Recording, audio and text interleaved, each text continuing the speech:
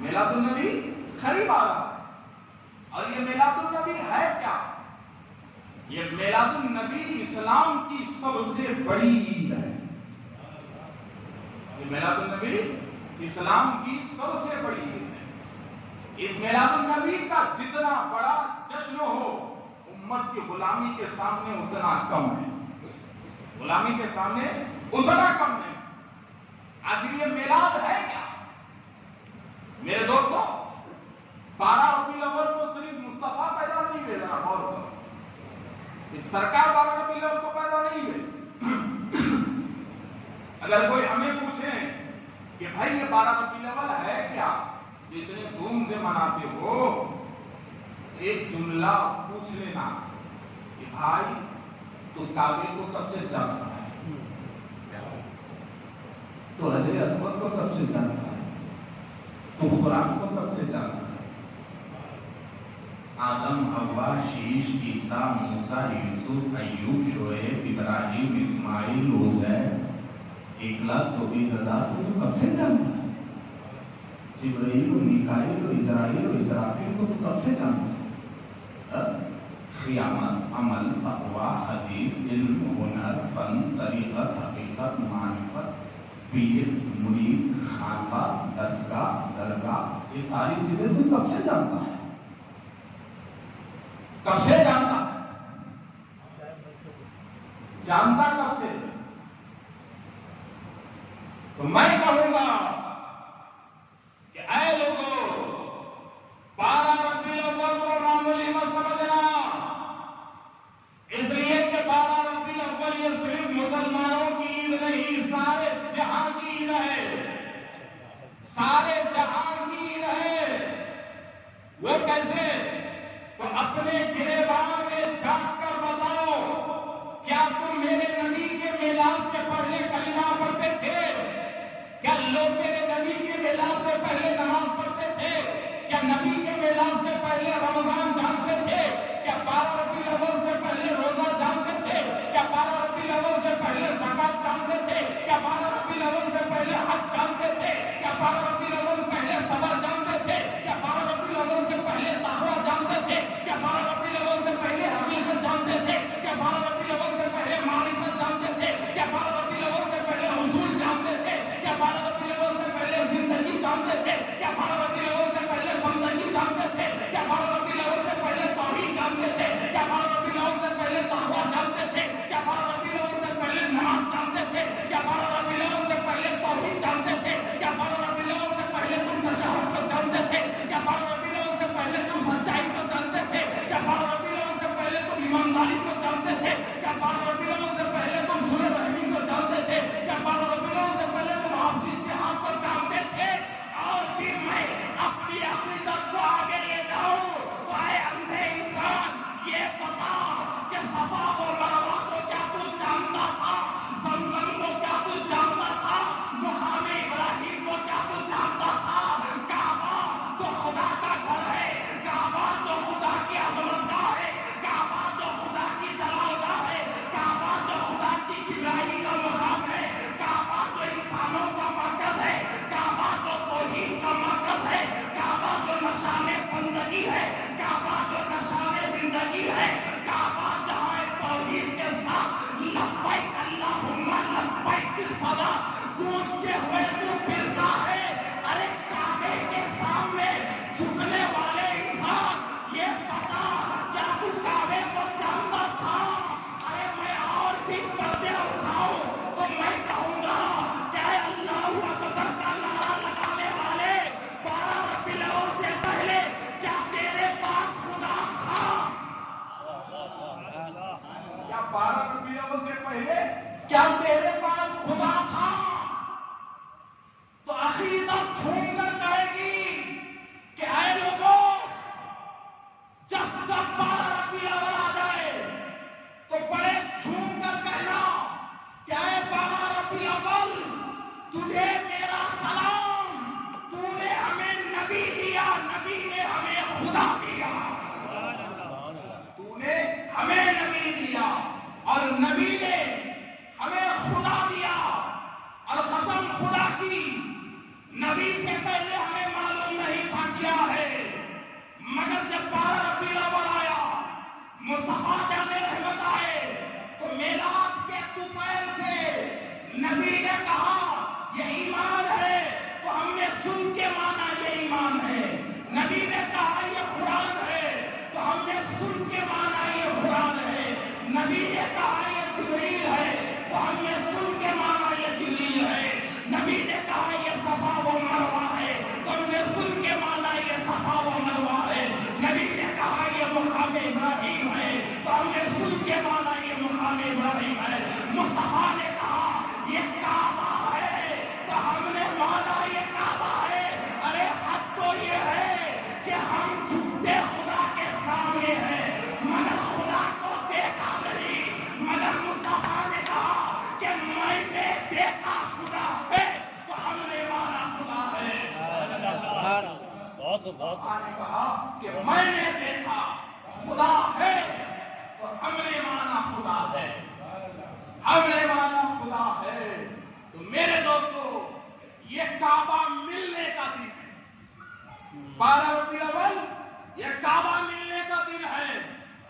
اور وہ کیسے کعبہ ملنے کا دن ہے ذرا دیکھیے۔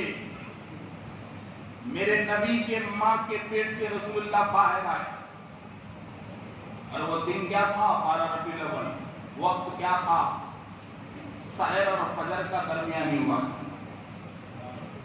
سحر اور فجر کا درمیانی وقت۔ میرے نبی آئے اور رسول اللہ کیا کہتے ہیں اپنی ماں کے بارے میں؟ فخر کرتے ہوئے کہتے ہیں کہ لوگوں جانتے ہو میں کون ہوں؟ آقا اپنی ماں پہ فخر کرتے ہوئے کہتے ہیں کہ میں اپنی ماں کے آنکھوں کا نظارہ ہوں۔ کہتے ہیں کہ لوگوں میں اپنی ماں کے آنکھوں کا نظارہ ہوں، جو میری ماں نے میری پیدائش کے وقت دیکھا تھا، میں وہی نظارہ ہوں جو آج تمہارے سامنے آ کے ٹھہرا ہوا ہوں۔ مگر لا فخرا، پھر بھی میں اس بات پہ فخر نہیں کرتا۔ ذرا دیکھیے رسول اللہ پیدا ہوئے، آپ کے دادا عبد المطلب خانہ کعبہ کے متولی، یہ متولی نیا نہیں ہے، سرکار کا خاندان خود متولی تھا کعبے کا۔ اور جب رسول اللہ پیدا ہوئے تو متولی آپ کے دادا عبد المطلب کعبے کے، کعبے کے متولی حضرت عبد المطلب 360 بتوں کو لا کر رکھ دیا کعبے میں۔ عبد المطلب نے برداشت کیا، برداشت کیا، اور قسم خدا کی میرے نبی جیسا نسب نہ آگے سے نہ پیچھے سے نہ اب جو چل رہا ہے ایسا نسب قیامت تک آ نہیں سکتا۔ میرے نبی آج دنیا جس گود میں نبی پلی اس گود کو کافر کہتی ہے، جس گود میں رسول اللہ پلے اس گود کو کافر کہتی ہے۔ قسم خدا کی اگر میرے نبی کی گود حضرت ابو طالب اگر کافر ہے تو پھر پوری دنیا کفاروں سے بری ہے، نہ میں مسلمان ہوں نہ آپ میں مسلمان۔ جب نبی کو پالنے والا کافر ہے تو پھر ہمارے ایمان کی حقیقت کا ہے، ہمارے ایمان کی حقیقت کا ہے۔ تو ذرا دیکھیے کہ پیدا ہوئے آپ کے دادا جان حضرت عبد المطلب سوئے ہوئے ہیں سہل کعبہ میں، آواز آتی ہوئے تو دیکھا کہ وہ جو ٹھہرے ہوئے تھے بہت بڑے زمانے سے گر گئے، گر گئے، بڑے حیران ہوئے کہ گرے کیسے، گرے کیسے، گرے کیسے، لیکن ڈور تو لاکھ ہے اور کوئی آیا ابھی نہیں سکتا سوائے میرے، گرے کیسے، بڑے حیران ہیں۔ مطلب جب مڑ کے کعبے کی طرف دیکھا تو اور حیران ہو گئے کہ کعبہ جھکتا گیا، جھکتا گیا، جھکتا گیا، جھکتا گیا، جھکتا گیا، جھکتا گیا، جھکتا گیا، جھکتا گیا۔ پوچھا حضور کتنا جھکا؟ حضرت عبد المطلب کہتے ہیں کہ ارے وہ تو سجدے میں چلا گیا۔ حضرت عبد المطلب کہتے ہیں کہ اتنا جھکا کہ سجدے میں چلا گیا۔ تو ایک جملہ کہتا ہوں کہ قبلہ سجدے میں، قبلہ سجدے میں، ارے سارے سجدے تو اس قبلے کو ہوتے اور آج قبلہ سجدے میں۔ بڑا تعجب ہے کہ آپ کے دادا کہتے ہیں کہ جھکا جھکا جھکا جھکا اتنا جھکا کہ سجدے میں تو میرا دل بڑا حیران ہوا کہ قبلہ سجدے میں، وہ تو سب کا قبلہ ہے قیامت تک، آج وہ قبلہ سجدے میں ہے۔ تو اے قبلہ جب تو سجدے میں تھا تو تیرا قبلہ کون تھا؟ تو سجدے میں تھا تو تیرا قبلہ کون تھا؟ حضرت عبدالمطلب سے پوچھا گیا ہے کہ حضور وہ ادھر جھکا ادھر جھکا، لیفٹ میں جھکا رائٹ میں جھکا، رکن یمانی کی طرف جھکا یا حجر اسود کی طرف جھکا، آخر وہ خلاف جھکا۔ تو ہم اپنے انداز سے پوچھتے ہیں کہ حضور یہ بتائیے کہ آخر وہ کعبہ جب جھکا تو اس کا قبلہ کہاں تھا؟ تو حضرت عبدالمطلب کہتے ہیں کہ کعبہ جھکتا گیا جھکتا گیا جھکتا گیا، اتنا جھکا کہ وہ سجدے میں گیا اور وہ سجدہ سیدھے سیدھے رسول اللہ کی چوکھٹ کی طرف تھا۔ کعبہ کو سمت جھکا جس سمت رسول اللہ اپنے گھر میں ماں کی گود میں بیٹھے ہوئے، جس گھر میں رسول اللہ پیدا ہوئے جھکا، تو اے ون پرتی کے غیور مسلمانوں، یہ جشن میلاد النبی ایسا جشن ہے کہ اس جشن میں کعبہ خود سجدے میں چلا گیا۔ تو اب اس جشن میں اپنی گردنوں کو جھکا دو اور لبیک یا رسول اللہ کی صدائیں بلند کرو، اپنے گھروں کو سجاؤ، اپنے بچوں کو خوشیوں میں شامل کرو، اپنے گھر والوں کو خوشیوں میں شامل کرو، اپنے مساجد کو خوشیوں میں شامل کرو، اس لیے کہ یہ جشن تنہا انسان کا جشن نہیں بلکہ میلاد کا جشن خدا نے بھی منایا، کعبے نے بھی منایا، فرشتوں نے بھی منایا، اور آج غلام بھی منا رہے ہیں۔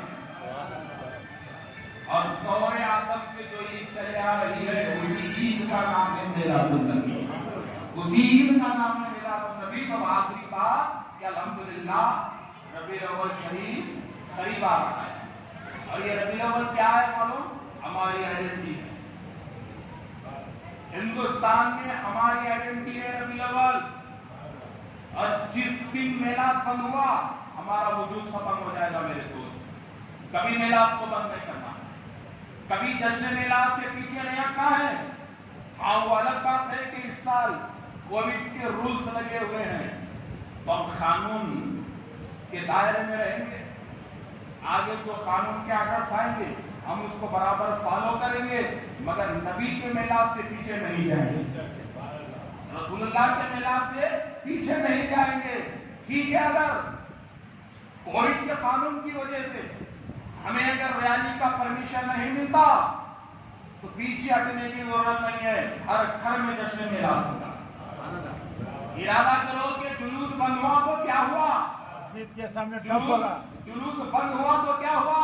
اب کی بار ایسی مہم چلاؤ کہ ہر گھر میں جشن میلاد، ہر گھر میں میلاد کی فاتحہ ہو، اور ہر گھر کو چراغوں سے سجاؤ میرے دوست، لائٹوں سے نہیں، چراغوں سے سجاؤ، ہر گھر کو شب میلاد چراغوں سے سجاؤ۔ اس لیے کہ یاد رکھو یہ کووڈ کا فارمولا یہ بہت بڑی ڈینجر پالیسی ہے ہر قوم کو قبضے میں لینے کی۔ یہ بیماری کے پیچھے بہت بڑا ہتھیار استعمال ہو رہا ہے، ہر چیز کو اپنے کنٹرول میں لینے کی۔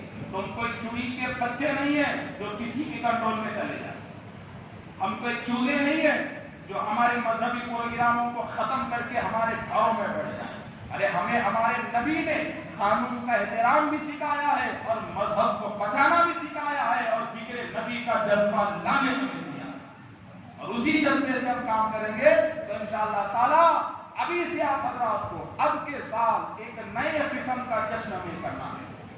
جہاں تک امید ہے ایسا لگ رہا ہے کہ ریلی کی پرمیشن نہیں ملے گی تو سناٹا نہیں چاہیے، اس لیے کہ یہ زندہ نبی کی قوم ہے، یہ زندہ نبی کی قوم ہے، سناٹا نہیں چاہیے، بلکہ 12 دن ون پرتی کے کم سے کم 12 گلیوں سے میلاد کی آواز آنا چاہیے، اور 12 ربیع الاول کو ون پرتی کے ہر گھر میں جشن میلاد ہونا چاہیے۔ اور انشاءاللہ کمیٹی کا تو پروگرام ہے کہ اگر ریالی کا پرمیشن نہیں ملا تو مسجد کے سامنے محفل میلاد دن میں ہوگی، مسجد کے سامنے محفل میلاد دن میں ہوگی، رات میں جلسہ بھی ہوگا، دن میں محفل میلاد بھی ہوگی، مگر آپ حضرات کو ابھی سے تیار ہونا ہے میرے دوستو، اس لیے کہ اب ہندوستان میں اب ایسا وقت نہیں ہے کہ ہم اپنے مذہبی پروگراموں کو چھوڑ دیں۔ اگر ہم اب مذہبی پروگراموں کو چھوڑ دیے تو یاد رکھو ہماری سستی قانون بن جائے گی اور ہمارے بچے کل اذان بھی مساجد میں نہیں دے سکتے، کل ہمارے بچے اذان بھی نہیں دے سکتے۔ لہذا قانون کے دائرے میں رہنا چاہیے، قانون کے ہر آرڈر کو فالو کرنا چاہیے اور اپنے مذہب کو باقی رکھ کر، نبی کے عشق کو باقی رکھ کر ہر گھر میں اور ہر گلی میں میلاد ہونا چاہیے۔ سنت ادا کریں۔